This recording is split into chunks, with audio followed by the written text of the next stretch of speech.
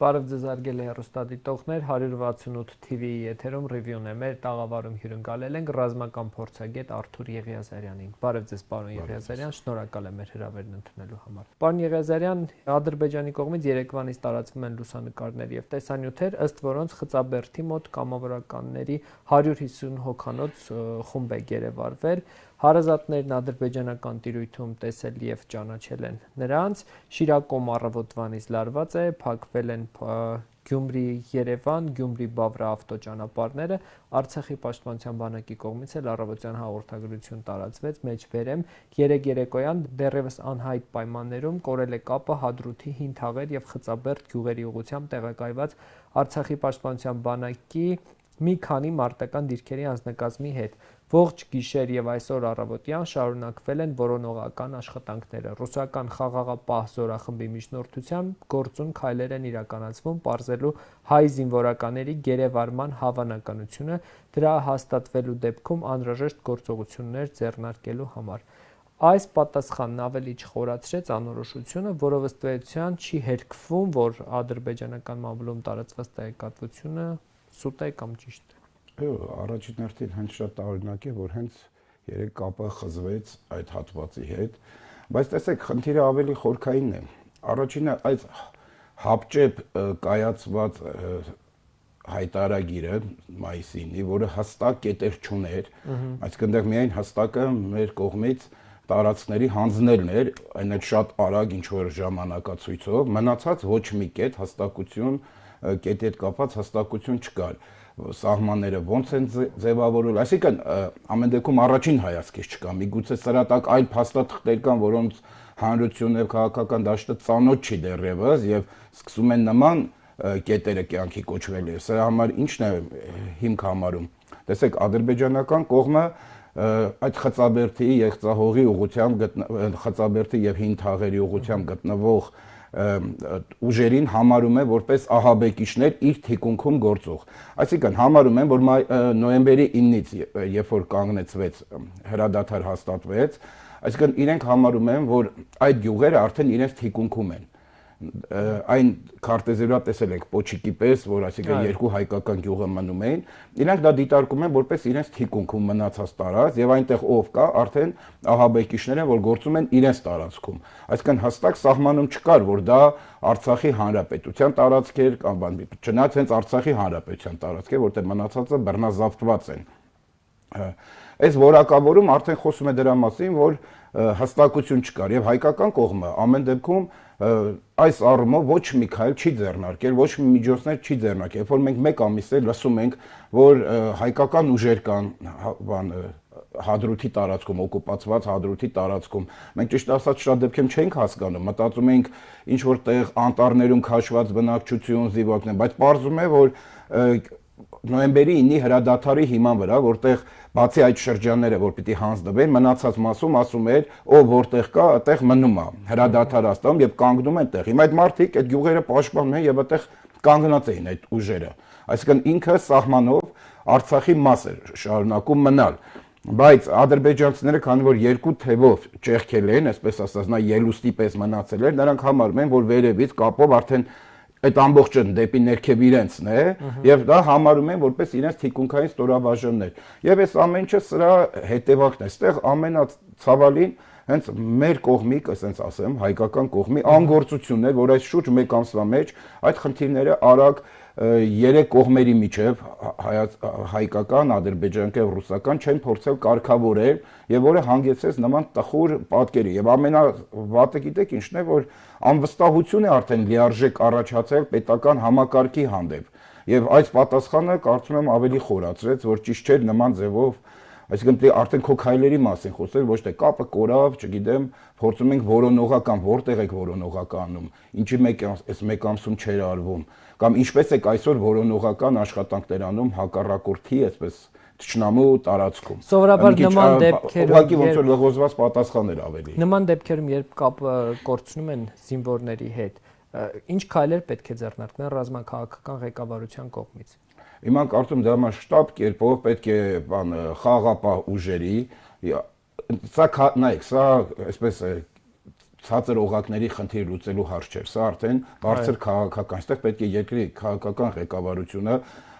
կարողանա ի վիճակի լինի խոսել թշնամու երկրի ում հետ հրադադար է հաստատել նրա ղեկավարության եւ միջնորդ կողմի միջև այս երրակող պետք է շատ արագ այդ բարձր հարցությամբ այդ խնդիրը կարգավորեն չի կարող զորքա ամբողջական հայտնվել թշնամու թիկունքում եւ գերության վերցվել։ Նարեկ Մալյանն առավոտյան գրել էր, որ 100 հայ գերեվարվել են, որովհետեւ ինչ որ բարձրաստիճան պաշտոնյա որոշել է զինաթափել հայկական զորքին ու դրանով Թուրքի հետ հարաբերություն բարելավելու միակողմանի քայլ անել։ Այսինքն այնինչ լսում ենք այսօրին խաղաղասիրական միակողմանի արշավները, դուք ինչ տեղեկություններ ունեք, քանի որ վստահ եմ Արցախում ունեք աղբյուրներ, զինաթափված է մեր զորքը։ Նայեք, սա միանշանակ հիմա ես չեմ կարող ասել, որտեղ նույն ձև տարբեր տեսակի խոսակցություններ կա, բայց այն որ օրինակ հիմա նույն Բերթաձորի գյուղերում, Շուշիի շրջանի Բերթաձորի գյուղերում օժաքանակով հավաքել են մարդկանց զենքերը կան տեսանյութեր, որտեղ տեղի բնակչությունը ասում է գոնե զենքը թողեք, մենք ինքնապաշտպանության կարողանանք դիմել, որտեղ մի քանի մետրի վրա իմ տնից սահման են հաստատում։ Ամեն րոպե ասում է 150 ոչխար են գողացել, ես երաշխիք չունեմ, որ հաջորդքային ինձ ու իմ ընտանիքը չեն տանելու։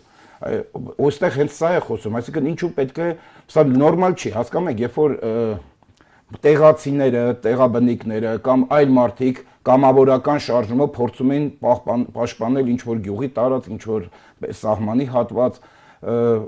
եւ հենց սա էլ նաեւ կարող է բերել նաեւ լրացիչ այսպես անկազմակերպվածության արդյունքում նոր գերիների, նոր խնդիրների, այստեղ միայն պետք է գործի պետությունը իր համակարգերով, առաջին հերթին պաշտպանության նախարարության միջոցով բանակով պետք է հստակ կանգնի խաղաղ բնակչության եւ առաջացող թշնամու միջև։ Ինչը չի արվում ըստ էության։ Արդեն կարծում եմ պատկերը պարզ է։ Անպատասխանատվության ամբողջական մթնոլորտ է։ Ոչ մեկ ոչ մի բանի համար հիմա պատասխանություն չի ուզում վերցնի, ոչինչ չեն խոսում, ոչ պաշտպանության նախարարություն։ Հասկանում եք, ինձ համար ցավալի է հիմա սա ասելը, որտեղ ասիկա ինչ որ կազմալուծված վիճակ է։ Եվ այստեղ եթե այսպես է, ուրեմն պետք է հետ քաշվեն այդ մարդիկ եւ ուժերը եւ թողեն գան մարդիկ եւ ուժեր, որոնք կարող են այս վիճակում արագ պատասխանություն ստանձնել։ Այլապես մենք շատ ավելի ծանր հետևանքներ կարող ունենանք եւ համատարած սկսի քաոս տիրել։ Իսկ դա կբերի շատ վատ հետևանքների։ Նիկոլ Փաշինյանը Ալիևի այս ծաղրանքներից, ստորացումներից հետո էլ շարունակում է պնդել, որ Արցախի հարցի լուծումը պետք է ընդունելի լինի Հայաստանի, Արցախի եւ Ադրբեջանի ժողովուրդների համար։ Հիմա որպես փորձագետ դուք վերլուծել եք արդյոք ինչի մասին է խոսում Փաշինյանը, հաշվի առնելով որ ներկայիս լուծումը ընդունելի է բացառապես Ադրբեջանի ժողովրդի համար։ Բացարձակապես կարող եմ ասել տրամաբանություն չկա այդ նախադասության մեջ, ոչ նախկինում, ինչը կյանքը ցույց տվեց, որ դա սխալ է եւ այս ամեն ինչը հանգեցրեց միայն մի կողմի լիարժեք, այսպես, որ չնայած իրենք էլ չեն ընդունում, որ իրանց համար է ընդունելի է, այսինքն ուտելու ծախորժակները բացվել է, այնպես չի որ ադրբեջանական կողմն էլ հիմա գոհ է ամեն ինչից։ Առավել եւս հիմա պնդել նման միտք, սա կարծում եմ գիտեք մեղմ ասած անլրջության վերջին կետն է, ինչի համար, որովհետև մենք հենց շքերթի օրը Բաքվում տեսանք ինչ հայտարարեցին Ալիևը, Էրդողանը եւ դրանից հետո հայտարարել, որ պետք է ընդունելի, նրանց համար ընդունելի է մեր չգոյությունը, հայության իսպառ չգոյությունը այս տարածաշրջանում եւ հայկական պետության վերացումը։ Ու նրանք բացահայտ դրա մասին խոսեցին եւ իրենց հավակնությունները Հայաստանի Հանրապետության եւ դրանից հետո, այսինքն նրանց համար դա է ընդունելի, ինչպես կարող է դա մեզ համար, այսինքն այդ նախադասությունը արդեն ինքը անմտություն է։ Ես ուրիշ ձև չեմ կարող բնութագրել ուղղակի։ Հիմա Ադրբեջանը Թուրքիան հստակ քայլերով Սյունիքը վերցնելու ծրագիր են իրականացնում։ Արդեն հայտարարվել է Իգդիր Նախիջևան գազատարի կառուցման մասին եւ ըստ Հանրապետական կուսակցության փոխնախագահ Արմեն Աշոտյանի տվյալ ծրագիրը ունի այլ տեսանելի նպատակ Սյունիքով ենթադրվող նոր կոմունիկացիոն արդեն թյուրքական դարպաս ստացած միջանցքով Ադրբեջանի գազատար համակարգին միանալը եւ շարունակում է, եթե սրան գումարենք Կարս Նախիջևան նախագծվող երկաթգիծը, ապա կնհայտ է, որ Հայաստան նոր առաջ պետք է նոր բանակցողով հանդես գա, որպեսզի հնարավորինս չեզոքացնի նոյեմբերի 9-ին ստորագրված խայտառակ փաստաթղթի նաեւ 9-րդ կետը։ Հնարավոր է ամբողջովին կորցնենք Սյունիքը եւ զրկվենք Իրանի հետ սահմանից։ Դա մոտապես նույնն է, որ ասենք հնարավոր է մենք վերանանք, թե ոչ, չէ, մենք չենք վերանալու եւ պիտի սրա համար դիմակայենք ամեն ձև։ Սյունիքը այսքան չենք կորցնի։ Այո, չպիտի կորցնենք։ Ես հիմա այս պահին ոչինչ չեմ կարող ասել, որտեղ երկու ամիս առաջ ասում են, որ Արցախն էլ չենք կորցնել։ Այո, բայց Հիմա հենց այստեղ ամբողջ կարևոր այս բանակցողի փոփոխությունն է։ Պետք է շատ արագ փոփոխություն լինի եւ գան մարդիկ, որոնք այս բեռը, այս կար անվանել բեռ, որտեղ գիտեք, հիմա շատ շահարկում են ինչ որ ուժեր, աթոռակը, այսինքն սա նաև գործող իշխանության շահարկումն է եւ քաղաքականությունից հեռու մարդիկ չհասկանալով ինչ process-ներ են կարող են կրկնել, բայց այստեղ աթոռի կռիվ չկա։ Եթե դուք նայեք միավորվում են ուժեր, որոնք գաղափարապես իրարից տարբեր են, սոցիալիստն ու լիբերալը եւ այլն, այդպես համախմբվել են բոլորը մի տեղ, որտեղ սա ընդհանուր վտանգ է, որ առաջացել են թապես մեր պետության գոյության համար եւ արդեն այն խնդիրները, որ ծառացել են այս երկրի արկա են եւ դեռ ավելի լուրջ խնդիրներ են մոտ ժամանակները սպասում տնտեսականից սկսած եւ այլն, նաեւ անվտանգության էլի հարցեր, այսինքն ով այսօր վերցնից է բեռ է վերցնում, որ պետք է այս խնդիրը կարողանա բրթել առաջ եւ կարողանա լուծել։ Սյունիքի պարագան տեսեք ոնց է, հիմա վտանգները այո շատ մեծ են, այն որ թշնամին չի թաքցնում իր նկարտումները, հստակ հայտարարում է, այսինքն մենք շատ դեպքերում ասում ենք հա խոսում են խոստանում, բայց կյանքը ցույց տալիս, որ ինչ խոսում են, սկսում են իրագործել։ Հիմա իրանք մտել են իրագործման փուլ, այսինքն դա վերաբերվել որպես այսպես ուղակի խոսքեր լուրջ չի, դեռ տարիներով հա ասում են, պանթուրքիզմը կյանքի են կոչել, դա արդեն միայն տեսական, երազանքային իրանց համար գաղափարախոսություն չի, դա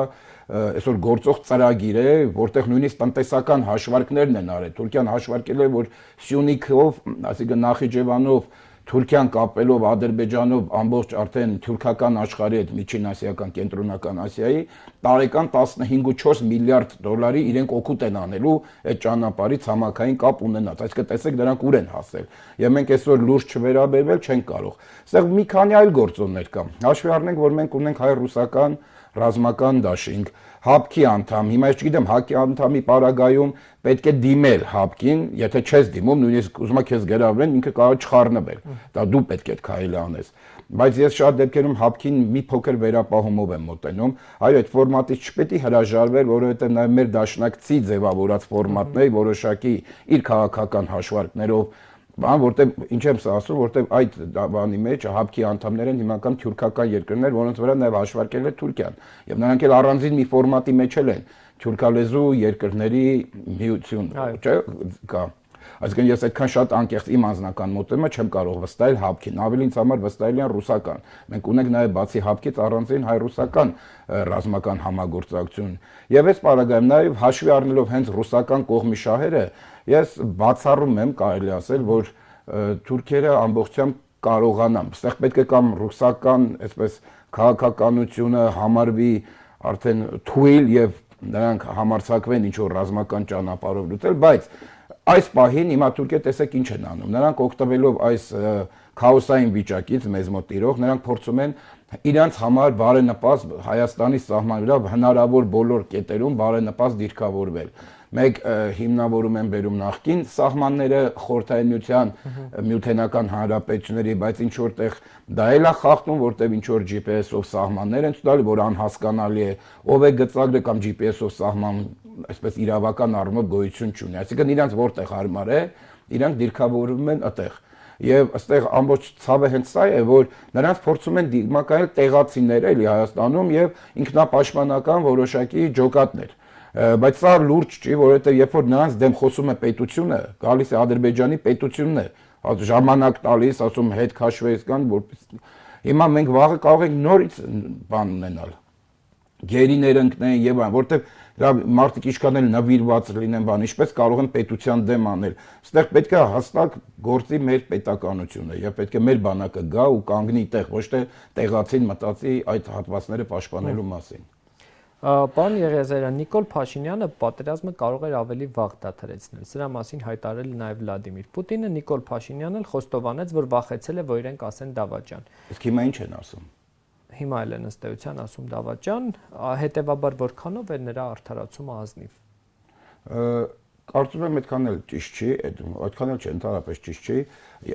Տեսեք, մենք հիմա բազմաթիվ տեղեկություններ ենք ստանում, որ դեռևս օգոստոսից սկսած գլխավոր շտաբը տարբեր զեկուցումներ էր արել մեր ուժերի եւ թշնամու ուժերի հարաբերակցության մասին, հաշվի առնելով, որ Ադրբեջանի կողքին հստակ արդեն հայտարարած բացահայտած Թուրքիան էր գործում։ իր միջոցները մենք տեսնում ենք ինչով են հագեցնում իրենց բանակը, իրենց հետ դաշնակցում էին Պակիստան, Աֆղանստան, Իսրայել եւ այլն, ասենք շատ հարցերում եւ այս ընդհանուր այս ուժի դեմ կապված խնդիրների մասին վարչապետին զեկուցել է գլխավոր շտաբը։ Զեկուցել է հենց պատերազմը սկսելուց հետո էլ նորից մի քանի օր, որ այս պատերազմը չի 4 օր անց կարծեմ զեկուցել են, որ հնարավոր չի շարունակել եւ այս առումով ես արդեն բան չեմ։ Իհարկե կարող եմ հասկանալ, որ այդ պահին մտածում եմ, որ ինչպես ժողովուրդը կան, որ նայեք մենք տարիներով նաեւ հանրությանը, այսպես կոպիտ ասած, կերակրել ենք, որ անպարտ ենք եւ այլն եւ հանկարծ դու միանգամից հայտարարում ես որ հողեր ես տալու, տարածքներ ես տալու, դա կարար այդ ձևին կալում լիներ հանրությանը, բան չէ, բայց պետք է հանրությանը պատրաստել։ Եթե ի սկզբանե մեր արտաքին քաղաքականության մեջ ոչ թե այն մոտեցումն ա գնացել, որ դրանք պատմականորեն հայկական հողեր են, միշտ էլ Արցախ նահանգի մեծ հայքի տարածքներ են տիպ պաշտպանենք, այլ եղել է որ ինքնորոշման սկզբունքով Արցախի եւ այդ տարածքները ապագայում բանակցային գործընթացի համար են Ադրբեջանը որ ճանաչի Արցախի ժողովրդի ինքնորոշման իրավունքը, դրանց հետո, այսինքն քննարկվի այդ տարածքների հարցը, այսինքն այդ նկատառումը եթե կար, լավ, ես մի ուրիշ ձև բան եմ, ես ինքս հակված եմ ոչինչ չանձնելու, ավելի պատրաստ լինելու եւ պահելու այդ ամեն ինչը, բայց հիմա եթե գնում էին այդ տարբերակին, իսկ ինչն էր խանգարում հենց 18 թվականի դեկտեմբերի 9-ից հետո 80% քվ ստանալով ժողովրդի վստահությունը հենց այդ խնդիրը այն ժամանակ չբարձրաձայնել ամբողջ ազգը ժողովուրդը քեզ հետ էր, չէ՞, կարող ասել ժողովուրդ, գիտեք, վաղ թե ուշ սենց խնդիրներ են ծագելու։ Մի անգամ եթե դու այդ ժամանակ դներ, միգուցե շատ ավելի վաղ այս խնդիրը այլ ձևով լուծվեր։ Այսինքն չթողել հասնել։ Եթե միակ մտավախությունը այն էր, որ ժողովուրդը ինչպես կընտրի, եթե դու գիտես ուժերը չեն ներում, որ դու հաղթանակով ավարտես այդ ամեն ինչը, ապա ժամ առաջ կանգնեցնելը բնականաբար եւ տարածքային քիչ կորուստներ ավելի կունենայինք եւ հաստատ մարդկային զոհերի թիվը պակաս կլիներ։ Հիմա Արմեն Աշոտյանը դրա հետ կապված գրել էր, որ Վլադիմիր Պուտինի ավելի լավ առաջարկության մերժման հիմքում ընկած էր Հայաստանի վարչապետի կողմից արևմուտքում աջակցություն փնտրելու փորձը, նա հիշեցնում է Ֆրանսիայի այդ հրադադարի պայմանավորվածությունը, այնուհետև նաև ԱՄՆ-ի ձախողված փորձը, հիմա դուք եք կարծում, որ առաջարկության մերժման հիմքում արևմուտքում աջակցություն փնտրելու փորձն էր, որը բազմաթիվ կյանքեր արժանացավ։ Դեք այս ամեն ինչը պիտի վաղ թե ուշ քննվի եւ հասկացվի ինչի արդյունք էր։ Բայց ես այդ տեսակետը ընդունում եմ, որտեվ եթե նայենք մենք վերջին 2-3 տարում կարելի ասել, ասենց պետությունը դեպի արևմուտք ուղղություն էր բռնել, մեկ նայեք օրենսդրական դաշտում փոփոխություններ, որ անում են դեպի ինչ բնույթի էին դրանք, մեր արտաքին քաղաքականության մեջ մենք տեսնում ենք չասեմ հակառուսական, sense հրապարակային բաց, բայց գործողություններ, որոնք ավելի խզում էին մեր, այսպես դաշնակցի հետ հարաբերությունները, ասենք սկսենք հապկի քարտուղարի ձերբակալելու փորձը, չէ՞, վերջը ճիշտ անել դա քո պետության գեներալն էր, բայց դա հապկի ղեկավարն էր եւ դրանով դու ոնց որ հապկին ես վատ վիճակի մեջ դնում, որ իրան ղեկավարում է մի մարդ, որը քրեական sense ինչ որ բաներ կասկածյալ է։ Այսինքն սկսած այդ ամենից, այդ ամենը ինչքան էլ չասեն, ինչքան էլ ասեն, չէ, Ռուսաստանի հետ մենք բան, բայց մեր քայլերը մեր պետության դրա օգտին չէր եւ ավելի դեպի արևմուտքում որոնողական, այսպես աշխատանք էր տարվում եւ չեմ բացառում, որ այո, նաեւ այս կոնտեքստում էր, չնայած ի սկզբանե պիտի պարզ լիներ, որ արևմուտքից մենք ռեալ բացի, այսպես շատ դեպքերում բարոյական եւ խոսքային աջակցությունից այլ բան չենք ստանալու, որը նաեւ այդ չեղավ կարելի ասել, բացի որոշակի Ֆրանսիայի, այսպես խոսքային մակարդակում եւ մի քիչ նյութական ինչ որ հետո հետ պատերազմի մարդասիրական աջակցությունից այլ բան չեղավ ընդհանրապես։ Եվ այդ նույն արևմուտքի աչքերի առաջ են եւ ֆոսֆոր պարունակող միջոցներով հայ բնակչության բանակի դեմ Ադրբեջան սերգործում նույն վարձկաներով եւ ոչ մի անգամ չդատապարտվեց մեր ճշտամին եւ անմիտ էր նման որոնողական աշխատանքները արևմուտքում։ Նիկոլ Փաշինյանը այս ստեղծված իրավիճակից ինչ ելք կամ ելքեր ունի։ Ես կարծում եմ այսօր միակ ելքը հրաժարականն է։ Միակ ելքը չի կարող պարտվող ղեկավարությունը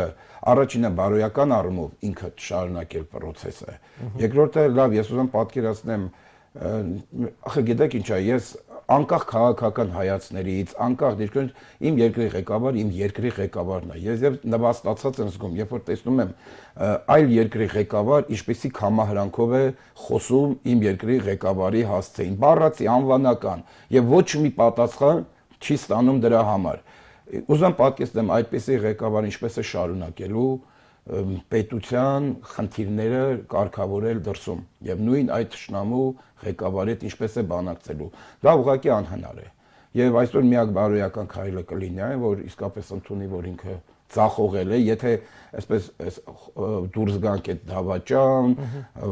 գնված եւ այլն այս շրջանառվող գործարքի գնացած բաներից եթե անգամ ամեն ինչ մաքուրի սրտե է արվել բայց չի ստացվել պետք է ուղղակի հեռանա բարոյական այդ բանն է եւ հենց օր ժամ առաջ թողի որպես որտեղ մենք տեսնում ենք որ գնալով այս քաոսային մթնոլորտը մեծանում է անպատասխանատվությունը շատ է եւ խնդիրները ժամ առ ժամ ավելի ծանրանում են պետք է թողի որ տեսնենք ով է կարողանում այս ամբողջ բեռը վերցնել տանել իհարկե հիմա կարծում եմ որ հենց միայն ազգային համաձայնությամբ պետք է ամեն ինչ արվի մենք մեր երկիրը իսկապես որ անվտանգության խնդիր ունի եւ բազմաթիվ լուրջ մարտահրավերներ են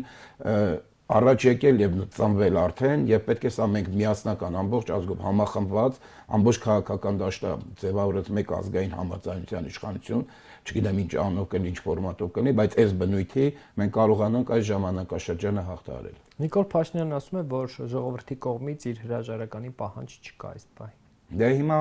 գիտեք ինչ ես չեմ հասկանում ժողովուրդը որն է թող սահմանումը տան թե ում նկատն եւ կտեսնենք այդ հանրային պահանջը կա թե չկա հիմա ես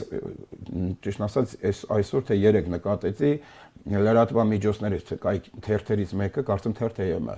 հարցում էր գրավոր ուղարկել որ խնդրում են ժողովրդի սահմանումը տալ ասեք ինչ նկատն եք ժողովուրդ եւ մեկ ամսունենք կառավարություն ասեմ թե քննարկենք մեկ ամսվա ընթացքում կպատասխանենք սա արդեն լուրջ մոտեցում չի մենք տեսնում ենք բազմահազարանոց մարդկանց ոտքի կանգնել է եւ քաղաքական պահանջներով իշխանության փոփոխության եւ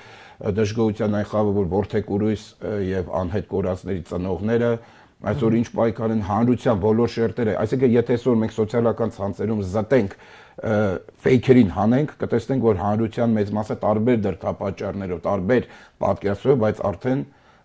ժողովուրդը չի ցանկանում այս իշխանությանը Եվ վերջում պարոն Եղիազարյան վաղ է թե արդեն կարող եմ հարցնել այս ամենից հետո ինչ հեռանկար է սպասվում Հայաստանին եւ Արցախին Կարծում եմ վաղ է մենք պետք է այս գիտակցություն ունենք որ ունենք անվտանգության լուրջ խնդիր մեր սուվերեն գոյության պետության այսպես ոտքի կանգնելու կապված լուրջ խնդիրներ եւ այլն եւ կարծում եմ որ մենք պետք է այս պահին միայն մտածենք արագ համախմբելու իսկապես հանրությունը համախմբելու որտեւ այս պարակտվածությունը այս ատելության մթնոլորտը որ ստեղծված այս սև ու սպիտակը պիտի սա արագ հաղթահարվի սա պիտի արագ հաղթի բոլորին պիտի ցույց տալ իրականությունը ինչա կատարում մենք պետք է այնքան ուժ ունենանք որ խոստովանենք մեր սխալները տարիներով գործած եւ այն այսինքն պիտի բերենք այս ամեն ինչը եւ այսպես վերլուծության արդյունքում որոնք են մեր խնդիրները որ բերին հանգեցրին սրան մենք այսօր հեշտությամբ կարող ենք միշտ դրստի վրա գցել տարբեր տեղեր փնտրել բայց դա մեզ լավ տեղ չի տանի մենք պիտի կարողանանք ինքներս անել որ սկսած ժողովրդի մենտալիտետի մեջ մտած բացական որոշակի գծերից միջև պետական կառավարման սխալները այսինքն այս ամեն ինչը պիտի վեր հանենք եւ սկսենք արագ շտկել որպեսզի կարողանանք ապագա ունենալ որպես պետություն Շնորհակալ եմ զրույցի համար Շնորհակալություն 168 TV-ի եթերում ռիվյուներ հետևեք մեր հետագա թողարկումներին